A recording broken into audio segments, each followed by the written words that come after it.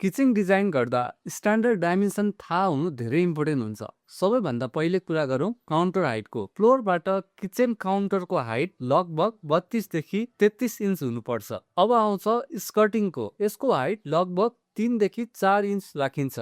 डेप्थको कुरा गर्ने हो भने 1 देखि 2 इन्च हुन्छ। यसले गर्दा जब कोही काउन्टर नजिकै उभिन्छ, खुट्टा क्याबिनेटमा ठोकिँदैन र काम गर्न कम्फर्टेबल हुन्छ। अब कुरा गरौँ डर्स बक्सको। सामान्यतः 4 इन्च, 6 इन्च र 8 इन्च राखिन्छ ताकि फरक स्टोरेजका लागि इजी होस्। काउन्टर टपको डेप्थ नर्मल्ली 24 इन्च लगभग 2 फिट हुन्छ। अब आउँछ ब्याक स्ल्याब स्पेस। काउन्टर टपबाट अप्पर क्याबिनेटसम्मको ग्याप 2 फिट राखिन्छ। त्यसपछि अप्पर क्याबिनेट आउँछ। तपाईँ चाहनुहुन्छ भने सिलिङसम्म क्याबिनेट लैजान सक्नुहुन्छ प्रिमियम लुकका लागि, अथवा सिलिङको हाइट अनुसार अराउन्ड 2 फिट 6 इन्चमा डिजाइन गर्न सकिन्छ। यदि तपाईँ नयाँ किचन डिजाइन गर्ने प्लान गर्दै हुनुहुन्छ भने यो स्ट्यान्डर्ड साइज थाहा हुनु धेरै जरुरी छ। यो सेभ गर्नुहोस् ताकि फ्युचरमा किचन प्लानिङ गर्दा सही डाइमेन्सन याद रहोस्। यस्तै किचन सम्बन्धी अथवा इन्टेरियर डिजाइन सम्बन्धी टिप्स एन्ड ट्रिकको लागि नेपाल इन्टेरियर डिजाइनलाई फलो गर्नुहोस्। धन्यवाद।